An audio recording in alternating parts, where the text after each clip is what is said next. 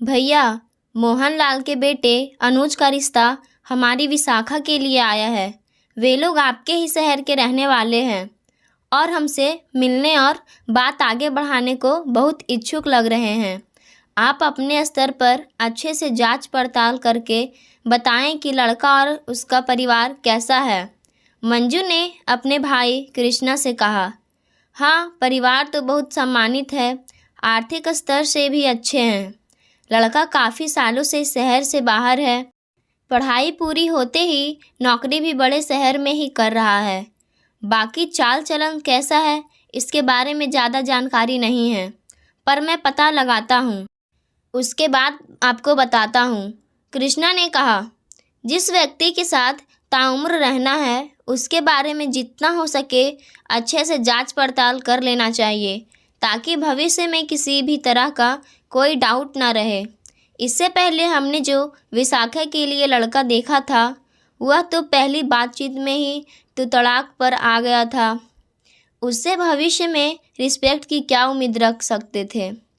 अपनी सैलरी पर भी ज़रूरत से ज़्यादा घमंड कर रहा था। हमारी शादी के बाद तू तो ऐश करेगी, तुझे ब्रांडेड चीज़ें यूज़ करने का मौका मिलेगा, ऐसा विशाखा से कह रहा था। इस बार पहले से ही सब जानकारी ले लेना चाहते हैं, मंजू ने कहा। 2-3 दिन के बाद कृष्णा का फ़ोन आता है। मंजू, मैंने पता लगाया है कि लड़का बेंगलुरु में बड़ी कंपनी में मैनेजर की पोस्ट पर है। अभी किराए के फ्लैट में रह रहा है। भविष्य में जल्दी ही बैंक से लोन लेकर अपना घर खरीद लेगा, ऐसा सुनने में आया है। लड़का चरित्र में भी अच्छा है। लड़के के बारे में कोई निगेटिव बात सुनने में अब तक तो नहीं मिली। मेरे ख्याल से बात आगे बढ़ाने में कोई हर्ज नहीं है। कृष्णा ने कहा। ठीक है भैया, आपकी बातों से मुझे तसल्ली हुई। मंजू ने कहा। हफ्ते भर बाद अनुज अपने परिवार के साथ विशाखा को देखने आता है। अरे पापा, लड़के के जूते तो एकदम साफ है। इसका मतलब है लड़के को साफ सफाई पसंद है, लापरवाह और आलसी नहीं है। और देखो, खुद बैठने से पूर्व सभी बड़ों को बैठने के लिए सीट ऑफर की। इससे समझ आ रहा है कि वह बड़ों की रिस्पेक्ट करना जानता है। विशाखा के भाई संतोष ने अपने पिता उमाशंकर जी से धीरे से कहा। अनुज और विशाखा आपस में बातचीत कर एक दूसरे को पसंद कर लेते हैं। लड़के वालों की तरफ से दहेज की कोई डिमांड नहीं की गई। विशाखा के मम्मी पापा को भी अनुज हर लिहाज से सही लगा। दोनों की सगाई हो जाती है। सगाई के अगले ही दिन अनुज वापस नौकरी पर बेंगलुरु चला जाता है। अनुज रोज़ तो नहीं, पर 2-3 दिन में विशाखा से फ़ोन पर बात ज़रूर कर लेता। एक दिन विशाखा के घर उसके पापा उमाशंकर जी के दूर के रिश्तेदार नारायण जी का आना हुआ। अरे उमाशंकर, तुमने तो हमें बताया नहीं, पर हमें पता चला कि तुमने विशाखा बिटिया की सगाई कर दी। तुमको इतनी बड़ी दुनिया में गुप्ता फैमिली का लड़का अनुज ही मिला अपनी बेटी के लिए। नारायण जी ने कहा। क्यों, क्या हुआ? आप ऐसा क्यों कह रहे हैं? लड़का और उसका परिवार ठीक नहीं है क्या? उमाशंकर जी ने चिंतित स्वर में कहा। क्योंकि वो एक बेटी के पिता जो ठहरे। अरे, सुनने में आया है लड़का एक नंबर का शराबी है, खाने पीने वाला है, चरित्र का भी सही नहीं है। काफ़ी समय से घर परिवार से दूर जो है। पिछली नौकरी से भी निकाला गया था। नौकरी भी सामान्य सी है, कोई मैनेजर की पोस्ट नहीं है। अरे, लड़की ब्याहने से पहले एक बार तसल्ली से छानबीन तो कर लेते। रिश्ता जोड़ने की इतनी हड़बड़ी क्यों मचा दी? नारायण जी ने विशाखा के पिता उमाशंकर जी से कहा। अब तो विशाखा के माता पिता की काटो तो खून नहीं वाली स्थिति हो गई थी। आंखों देखी मक्खी निगल भी नहीं सकते थे। मन में शंका का बीज तो बो ही चुका था। सुनिए जी, मेरी माने तो आप और संतोष बेंगलुरु जाकर अनुज के बारे में पूरी जानकारी ले लीजिए। तसल्ली लेने के बाद ही हम शादी के बारे में सोचेंगे। हमारी बेटी की भविष्य का सवाल है। भगवान न करे नारायण भाई साहब की बात सच हो। विशाखा की मम्मी ने पति को सलाह दी। हाँ, तुम ठीक कह रही हो। मैं और संतोष जितनी जल्दी हो सके बेंगलुरु के लिए निकलते हैं। उमा शंकर जी ने कहा। दोनों बाप बेटा बेंगलुरु जाते हैं। अनुज की बताई गई कंपनी के सामने ही एक फ्लैट किराए पर ले लेते हैं और अनुज पर पूरी नज़र रखते हैं। उमा शंकर जी देखते हैं अनुज ठीक समय पर ऑफिस आता है और ठीक समय पर जाता है। ऑफिस से निकलने के बाद सीधे अपने किराए के फ्लैट में पहुंच जाता है। एक दिन अनुज कंपनी के काम से ऑफिस से बाहर जाता है। मौका लगते ही उमा शंकर जी और संतोष उसके ऑफिस पहुंचते हैं। उसके ऑफिस स्टाफ से और दोस्तों से मिलते हैं। बातों बातों में जानकारी हासिल करने पर पता चलता है कि अनुज बहुत शरीफ इंसान है। सब उसकी बहुत तारीफ करते हैं। उसकी पोस्ट के बारे में भी पता चलता है कि अनुज वाकई कंपनी का मैनेजर है। अनुज ने अपनी पहली नौकरी अपनी मर्जी से छोड़ी थी, उसे निकाला नहीं गया था। विशाखा के पिता और भाई मिली जानकारी से संतुष्ट हो जाते हैं और वापस आ जाते हैं। उन्होंने घर आकर बताया कि अनुज के बारे में की गई नकारात्मक बातें सिर्फ अफवाह थी। अरे, हमारा दामाद कंपनी में मैनेजर की पोस्ट पर ही है, चरित्र का भी अच्छा है, खाने पीने वाला व्यक्ति नहीं है।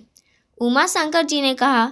उनकी बातें सुनकर विशाखा और उसकी माँ के चेहरे पर सुकून भरी मुस्कुराहट आ गई। सुनिए जी, आज नहीं तो कल लड़के वालों को पता लग जाएगा कि हमने सगाई होने के बाद भी अपने मन में शंका रखी और जांच पड़ताल करने अनुज के ऑफिस पहुंच गए। क्या सोचेंगे विशाखा के ससुराल वाले हमारे बारे में? इसलिए हमें इस घटना की जानकारी उन्हें स्वयं से दे देनी चाहिए, विशाखा की माँ ने कहा। हाँ, अब तक जो हुआ वह सारी बात लड़के वालों को विस्तार से बतानी होगी, उमा शंकर जी ने कहा। विशाखा के माता पिता उसके ससुराल पहुंचते हैं। माफ़ कीजिएगा समधी जी, हम अफवाहों में आकर अनुज जी की ऊपर विश्वास कर बैठे थे। हमारे किसी दूर के रिश्तेदार ने हमारे मन में अनुज जी के प्रति शंका पैदा कर दी थी। हम बहुत शर्मिंदा हैं। इसमें शर्मिंदा होने की कोई बात नहीं है। हम भी बेटी वाले हैं। ऐसे आंख बंद कर अपनी बेटी किसी के भी हाथ में नहीं दे सकते। जानते बूझते बेटी के भविष्य के साथ खिलवाड़ नहीं कर सकते।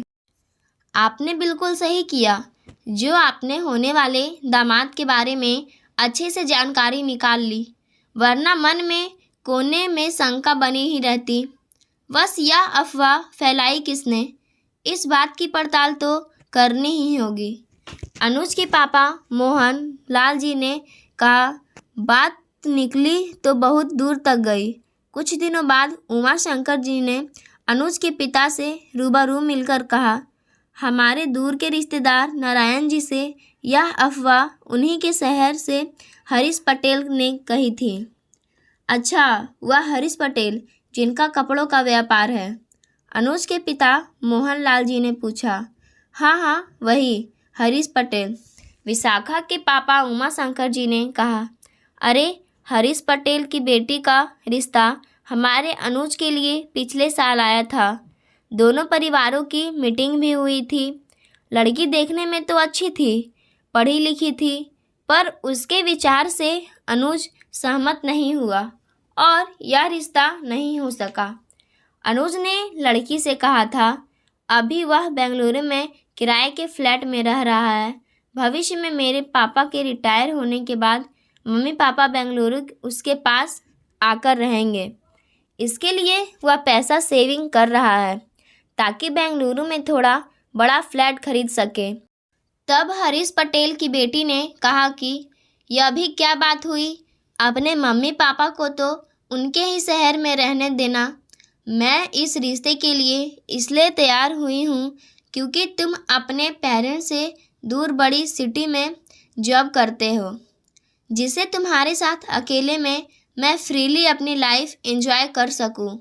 यह सास ससुर की जिम्मेदारी उठाना मेरे बस की बात नहीं है। उसके विचार सुनकर अनुज ने इस रिश्ते से इनकार कर दिया था, पर हमने कभी इस बात का जिक्र किसी से नहीं किया। सबकी अपनी अपनी पसंद होती है, भला किसी लड़की की बदनामी क्यों करना। अनुज के पिता मोहनलाल जी ने कहा। उमा शंकर जी के जाते हैं मोहनलाल जी ने हरीश पटेल को फ़ोन लगाया। हरीश जी, हमें आपसे यह उम्मीद नहीं थी। हमारे बेटे ने आपकी बेटी के साथ शादी से इनकार कर दिया तो आप लोग उसकी बदनामी करने पर उतर आए। उसके बारे में गलत गलत अफवाहें फैलाने लगे। आपकी बेटी एक बेटे को उसके ही माता पिता से दूर रखना चाहती थी। यह बात आज तक हमने किसी से नहीं कही ताकि आपकी बेटी की बदनामी ना हो जाए। हम लोग आपकी बेटी को देखने गए थे, यह तक किसी को नहीं बताया। हम और हमारा बेटा सही है, इसलिए ऐसी अफवाहों से निपटना हमारे लिए आसान है। आप गलत बातों का षड्यंत्र मत छोड़िए और अपने बेटी के भविष्य का सोचिए। इतना बोलकर मोहनलाल जी ने फ़ोन रख दिया। अनुज और विशाखा की शादी बहुत धूमधाम से बिना किसी विघ्न के संपन्न हो जाती है। दोस्तों, अगर आपके सही होने के बावजूद कोई आपकी इमेज खराब कर रहा है तो उसे सबक ज़रूर सिखाएं। और कहानी अच्छी लगी हो तो चैनल को सब्सक्राइब ज़रूर कीजिए। धन्यवाद।